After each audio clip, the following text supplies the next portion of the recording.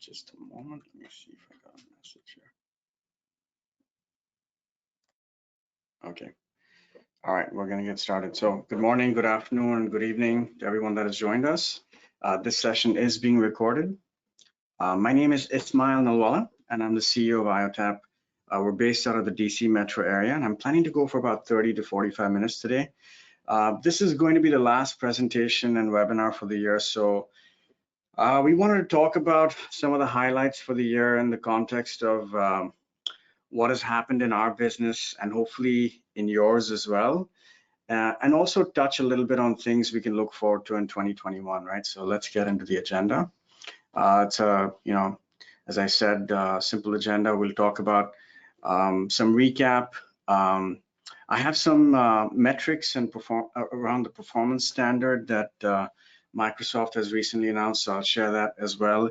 Some things that I think are important from a planning and execution standpoint for either, however you want to think about it, either finishing the year or starting 2021.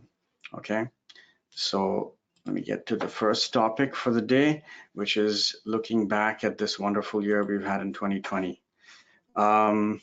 So what a year, right? What a year it's been. We started out with stock markets hitting highs. We got into the pandemic. Job markets, went crazy. People lost jobs.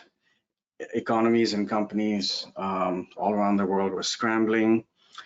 But this quote kind of says it all for those of us in the IT space, right? We've seen 2 years worth of digital transformation in 2 months. Digital transformation, remote work, and security became extremely important for everyone. So this information is from Inspire. Now, here's something I wanted to share with you from a number standpoint in case you hadn't put it together from what Microsoft already been telling everybody. Microsoft does about $35 billion of revenue on a quarterly basis. That's about, 100 and some billion dollars a year. However, Microsoft is still saying that partners are making $9 extra for every Microsoft dollar that they make. So that is approximately $1 trillion worth of value generated through the partner ecosystem around the world. So next, what I wanted to share is some of the impactful changes, right, that we've experienced as Microsoft partners and companies working in the ecosystem. All right, so let's start with this. Most impactful event in the 2020, renaming of Office 365 to Microsoft 365. Of course, I'm just kidding. That was not the most impactful thing, but there's a lot here that I wanted to share. So most partners, right, that are in the cloud space, I think had a I told you so kind of moment, right, with customers. What you had been working on, sharing with your customers for the past maybe 18, 24 months from a digital transformation point of view, automation, cloud and scaling, which meant both ways, up and down, right? Business continuity, security, suddenly became extremely relevant. Partners and the technology space were ready for this kind of moment. And as Satya said, we've seen all of this stuff happening very rapidly. It was all compressed from March maybe to May, where people were making these changes in the way they worked, in the way they ran their lives. All the Microsoft events, Business Application Summit, Build, Inspire, Ignite became digital, right? Secondly, they were made available and open to almost everyone, actually, and most interestingly, they were all free. This year truly has been sort of a leveler and an eye-opener, right? The clubs weren't so useful anymore. The information arbitrage wasn't as valuable. A lot of partners have actually, reported saying that their PDM or their partner manager has actually been missing. It's been the biggest year in terms of actually partnering, however, with others and being partner-led. knowing what is happening was not as important as actually acting, right? You didn't have special information. Everybody had the same information. Building capabilities, investing and rolling up your sleeves, sort of getting the work done for your customers was more important than, um, getting that special access to something.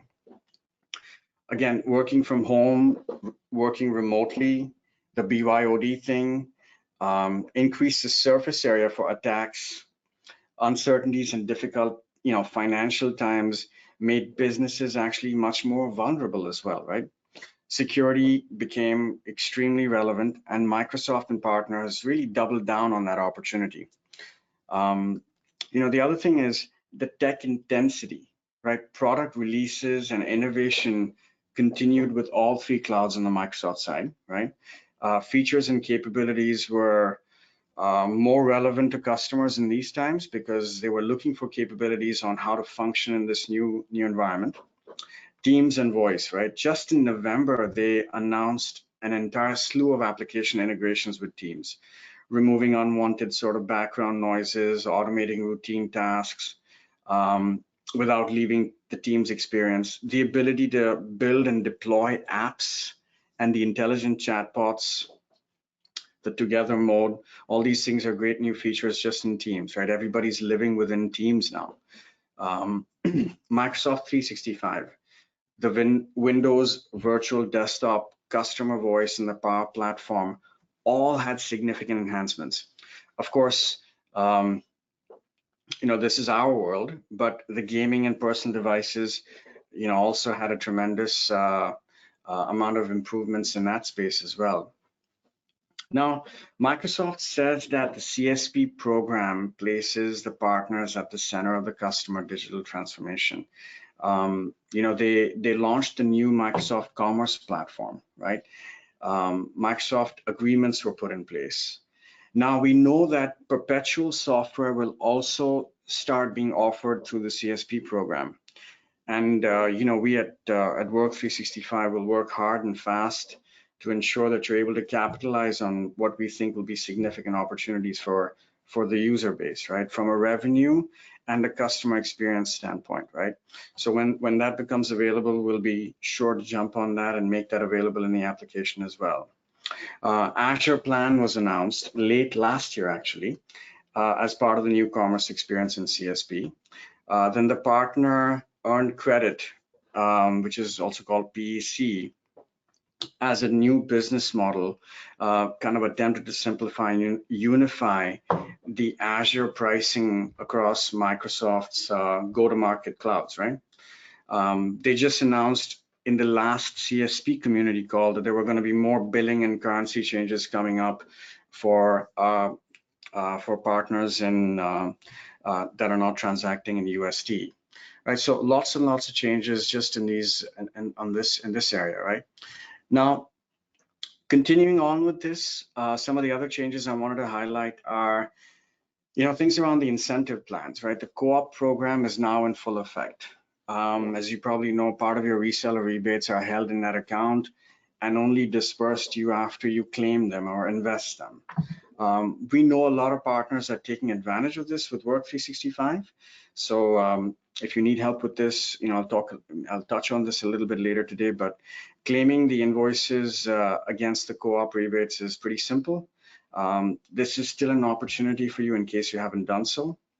There has been a significant transition to managed services and subscriptions, and I have some usage metrics from our own internal data that I can share with you, which is obviously limited to what we know, in a slide further down the presentation. The other shift and change has been a focus on really, the climate and the environment. And obviously this is not really specific to the technology side of things, but, we started this year out with wildfires in Australia, where 1 billion animals were, perished or were displaced from their natural habitat. Right, that's a crazy, insane figure. From there, we had fires on the West Coast that wreaked a lot of damage and havoc, and we've had a record number of storms in the Atlantic. A lot of companies, including Microsoft, have put a tremendous amount of emphasis on and focus on this, and we actually hope to do our part along the way, and we hope that you will as well. All right. So now getting into the next topic that I wanted to talk about, which is really, how do you think about the rest of the year or the beginning of the year? So either you're thinking about finishing strong or starting strong. Now, really, there's just three simple things I wanted to just bring back into the conversation. We've talked about this previously, but we think of this sort of as a three-pronged approach.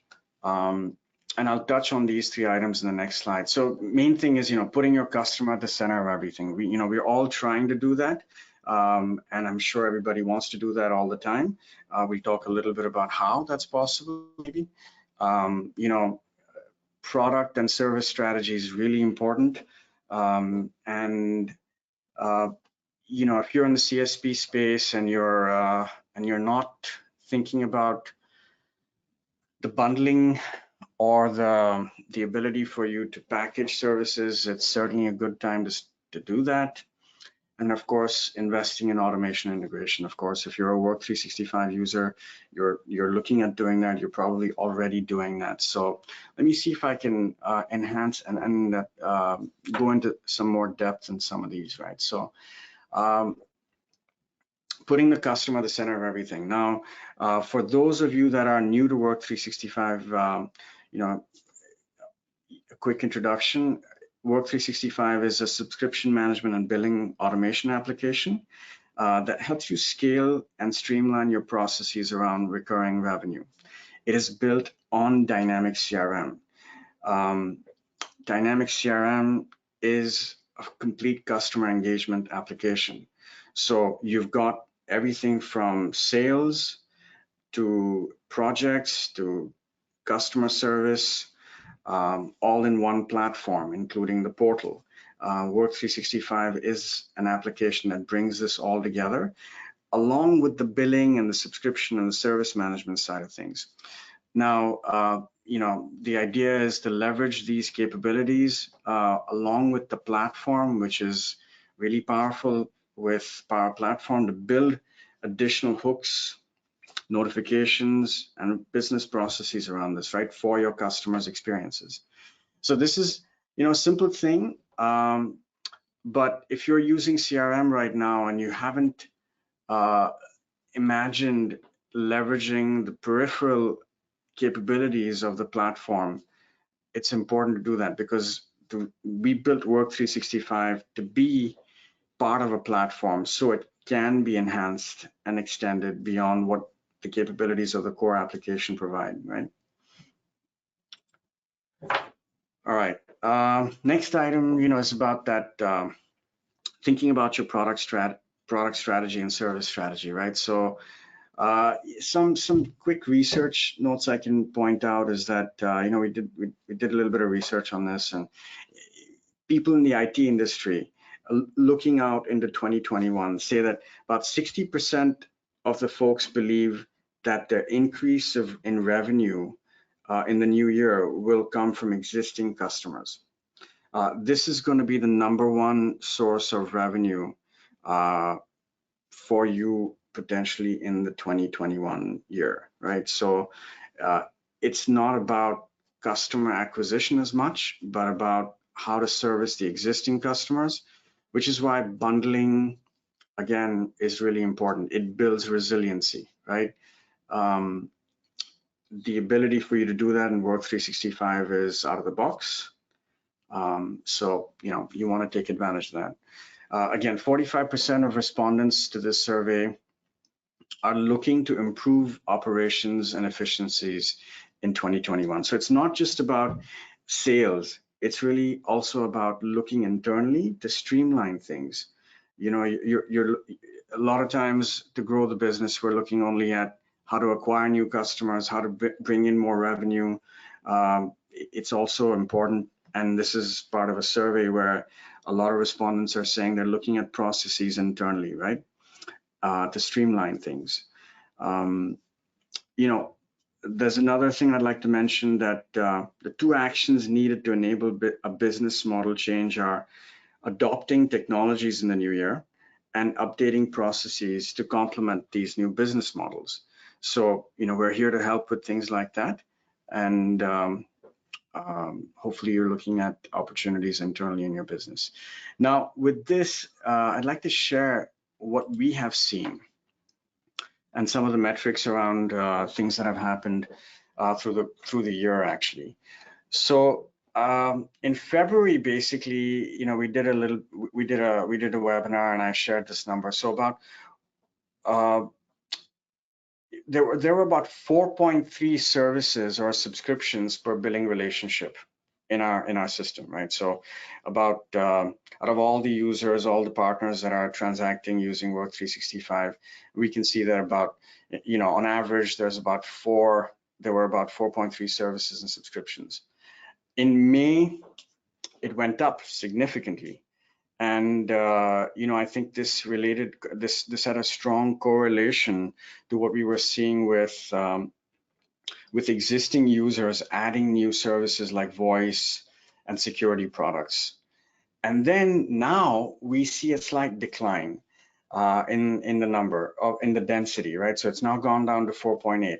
And the reason this has happened is because not only are the services set up, but there's been a transition into the cloud. So there was initially existing users adding more services, and then through the course of the year, more and more billing relationships have been established. More and more customers have actually come on board into the cloud, which has actually potentially diluted or reduced some of that density.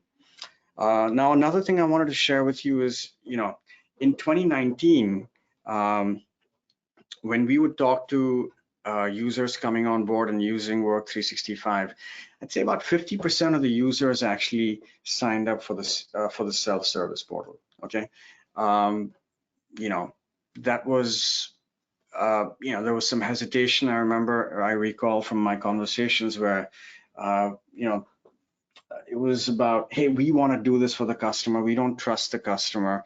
So half the folks that signed up included the self-service portal. The others were gonna wait and see. Okay, they were gonna see what would happen, and some have done it later. But in 2020, I'd say that almost all our users actually implement the self-service portal, which is actually very exciting, which is great, because this builds that stickiness, and this enhances, the ability for you to automate processes as well, delivers that capability for you to automate processes.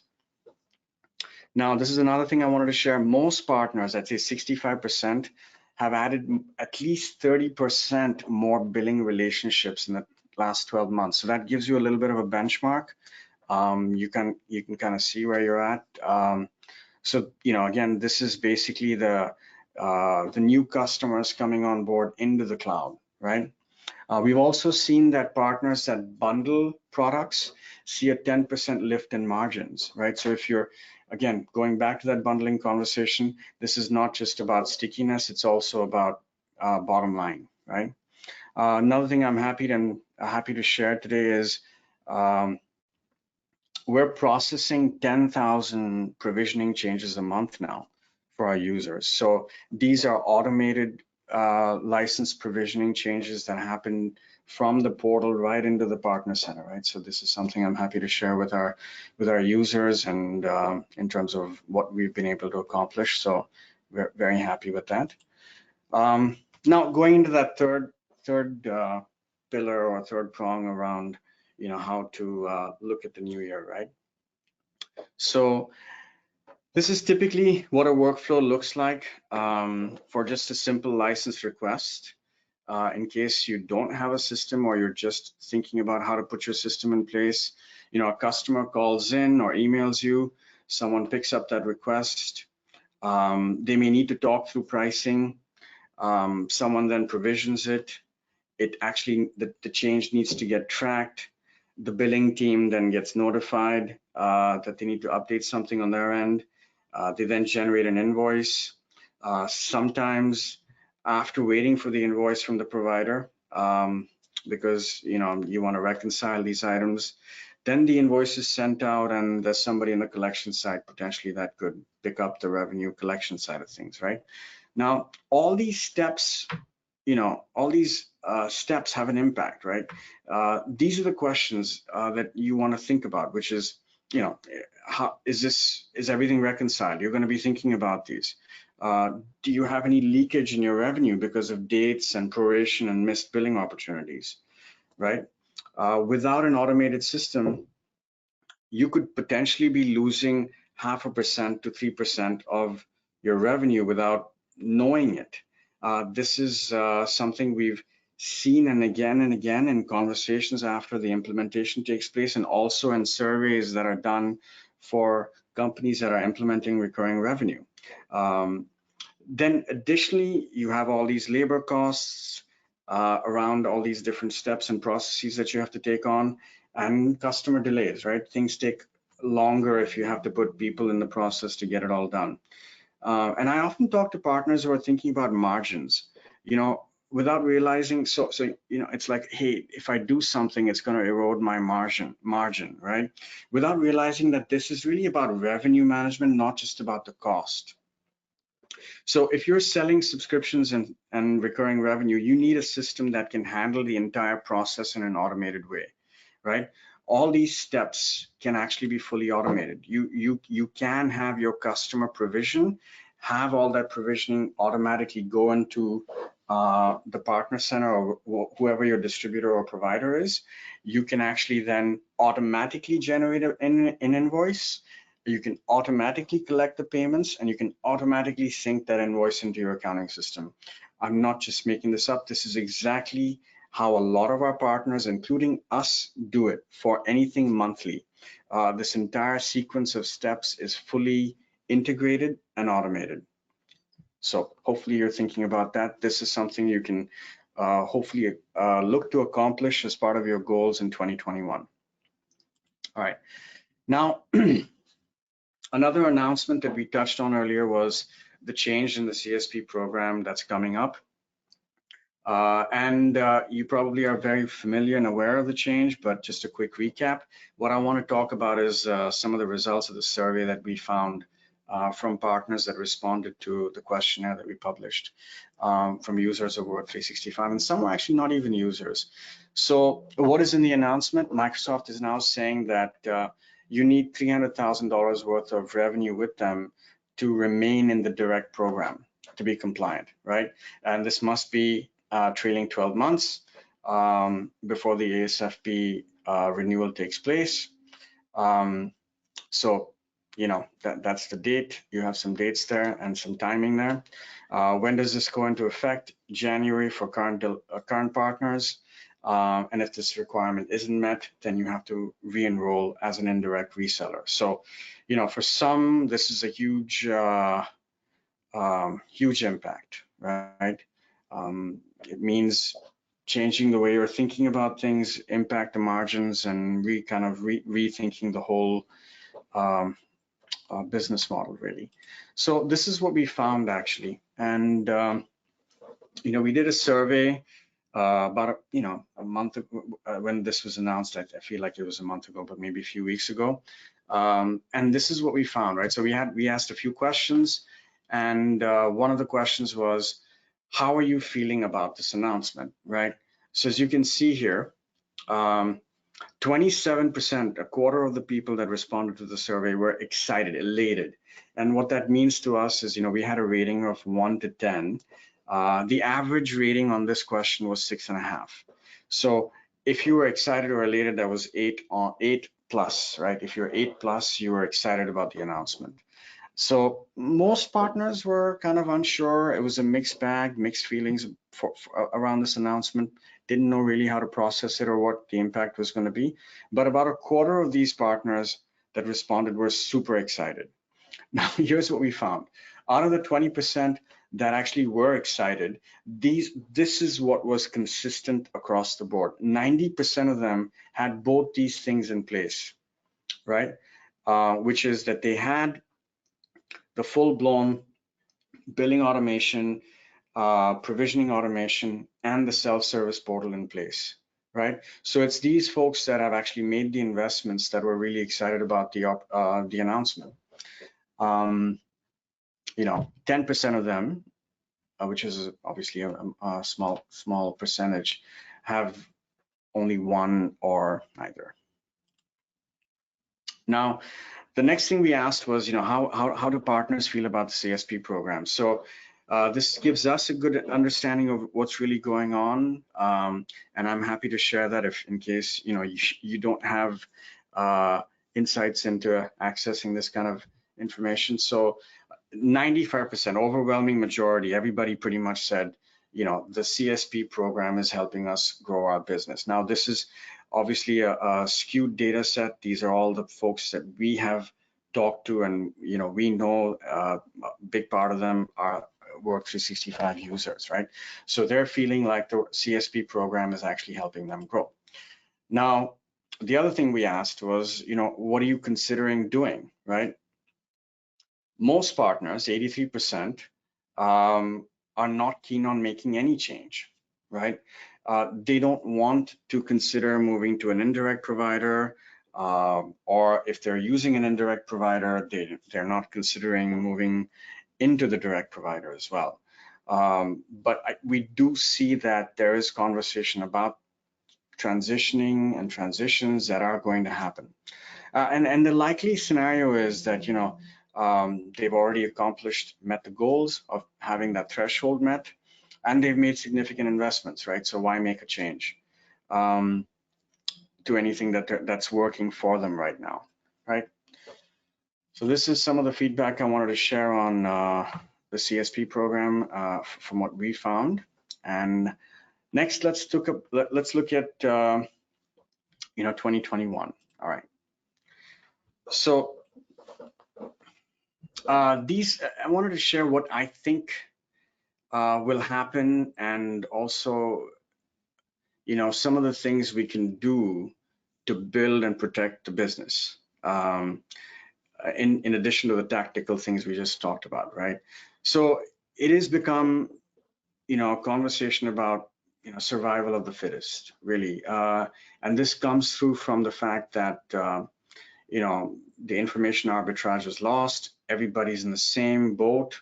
Everybody's using Teams. Everybody's remote. And now it's just really about how well you're executing. If you're not growing in CSP, it may sound brutal, but you're probably dying. Customers will switch, between partners, and it's really not that hard to do. You have to invest in the future. So if large organizations can, continue to build, we should as well. This is, a very popular revenue and operational model. It's called the FISH model, that's published by TSIA. And I've used this in the past as well. Companies that are transitioning their services and their business model go through these changes, where there's a decline in revenue in the beginning, and the costs are a little bit higher, but they all converge, and down the road you're building revenue faster, and your costs are lower as well. So it's important to kind of keep this in mind. The other thing I wanted to mention is the moat aspect, right? With the business, really, you've got to think about defense and offense, and the moat is really a little bit about defense. It protects your business, and some of the things, maybe, hopefully we can take this into a planning conversation if you're thinking about having that. These are ideas that I wanted to share. Brand, right? Brand can be something like the most of something. We're the most in our category, right? The most secure, the most compliant, whatever that is. We all underestimate, the power of the brand, but not all, I shouldn't say that, but maybe we do. It is important to try to build that, right? In the business through marketing or whatever investments we can make. Going back and touching on that bundling again, and what data you own, right? Data is a lock-in. the data that you have helps you retain relationships. The services that you provide, if they're complex and they're bundled, helps you retain relationships.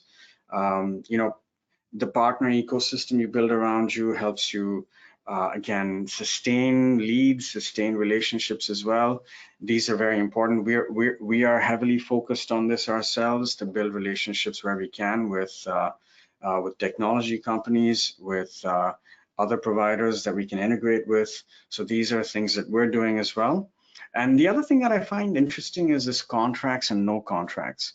And I wanted to share that because maybe you can apply that and see how that works. Sometimes, you know, multi-year contracts are great. They're not a big, they're not a strong moat, but they can be. And sometimes just absolutely having no contracts is extremely appealing too, right? So, you know, customer has complete flexibility, which is why they stay with you, right? So some of the things to think about maybe in your next planning discussion. The other thing I actually have highlighted here is this transition that I think will happen. It is we've seen conversations about this, and you know, there will be some direct partners who don't meet the CSP requirement that'll move. And even within that indirect space, there's going to be movement between one provider to another provider. This is just the way it'll go. And then, you know, if you're thinking about building a relationship, you know, an indirect provider can be certainly one that you include as part of your service offering and your portfolio that you can start to now offer more services from. All right. Now, another thing that I wanted to talk about with regards to 2021 is, you know, where we are going. So this is where we're at right now. You know, we just released a new version of Work 365 in November. This did a lot of interesting things, a lot of good things. We think we're still in the process of rolling this out with a lot of our users. You know, some of the highlights I wanted to mention, right? So if you haven't upgraded yet, or if you're thinking about that, certainly some of the things that you can benefit from are listed here. We now combine not just one-time items and products, but you can combine time, services, and products and into one invoice. So, you know, this was a big step where we felt like it consolidates, it allows you to consolidate and bring all your services into one invoice. We now have a delivery mechanism for us to deliver more reports to you in the application, which you'll see more and more of. If you haven't already, if you're using 3.5, look at that. We've built the ability now for us to deliver more integrations as well, and I'll talk about that in the next slide in terms of what the different areas of integrations that'll come over to you. There's now more flexibility in the way you construct the invoice. There's a lot of advanced billing capabilities now, not just one strategy, but you can use multiple strategies and pricing strategies as well. And the advanced subscription management is really something that we're pretty happy about and excited about, where you can control the subscription and what it's going to do in the future. So you can do future changes, you can do future life cycle management of the subscription as well. So yeah, these are some of the things we've delivered now as 3.5. A quick look at where we're going now. These are some of the big broad buckets of things that you're likely to see in 2021 from us. This is in no particular sequence, but just something to share with you if you're thinking about, if you have questions really, and thinking about where we're going. So integrations, as I mentioned, that's going to be a big theme for us. We're going to certainly look at all these different categories. And happy to work with our users and even prospects if this is something that they want to look at in some of these categories. We will be delivering more capabilities on the customer service side. That's an important thing for us in the future. We're going to make a lot of changes and improvements to our Azure billing. Azure is a high growth area. We have some thoughts around what's going to happen with Azure. but that is definitely an area where we're going to make an investment and improve the capabilities and billing options as well. There will be more capabilities around the sales side as well. One of the things we do is proration of invoice values, as you may know. The thing that happens then is it goes back into the sales process too, where you can generate a prorated quote. Those are kind of the opportunities we see where you can use Work 365 to be able to generate these automated quotes as well. And then there'll be more things that happen on the payment side. We've already made some progress there, but we will continue to do that. All right. Okay.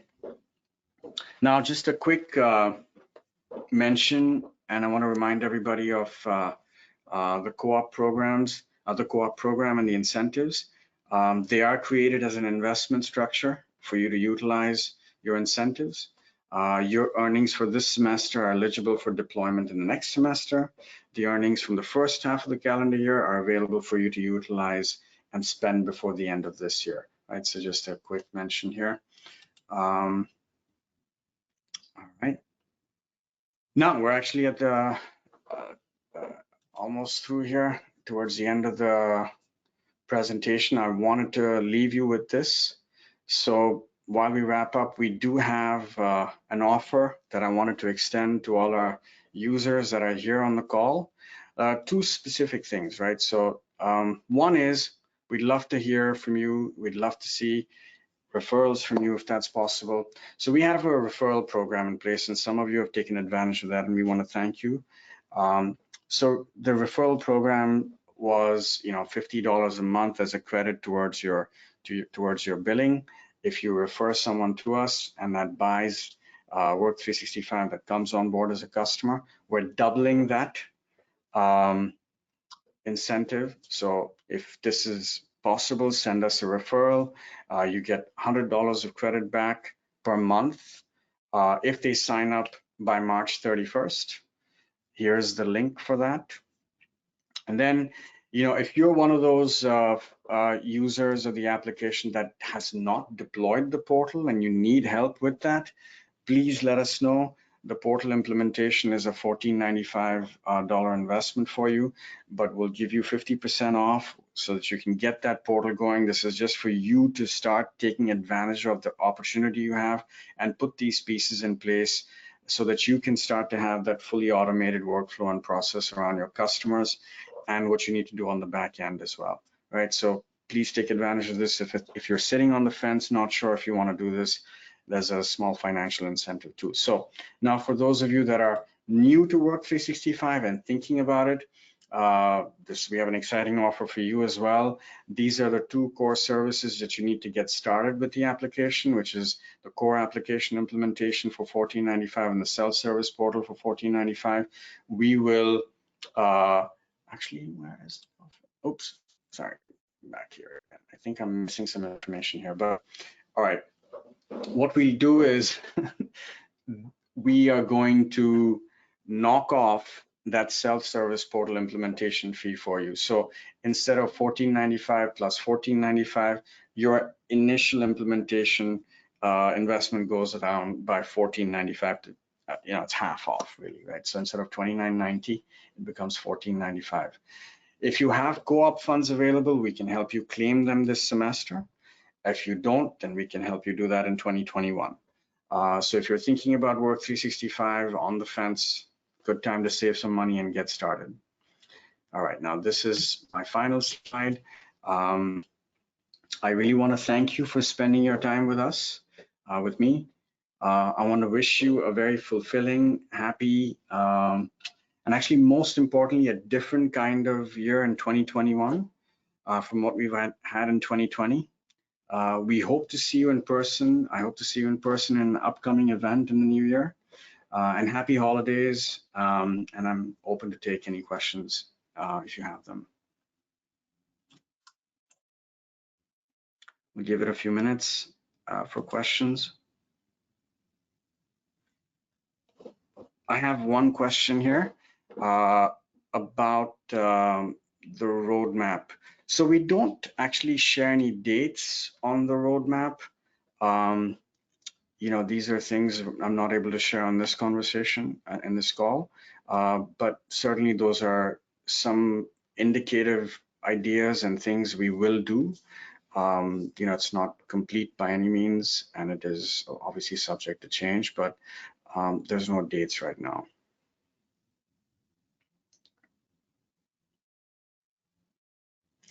Yeah, that was a roadmap item.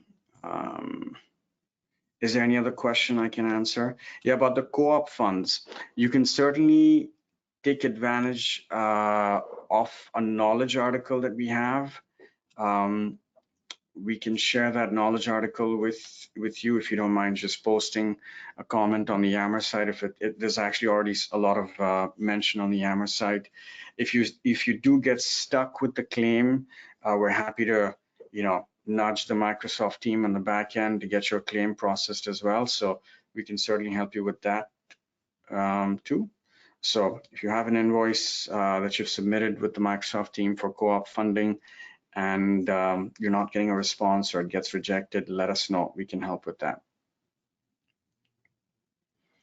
And yes, this presentation will be available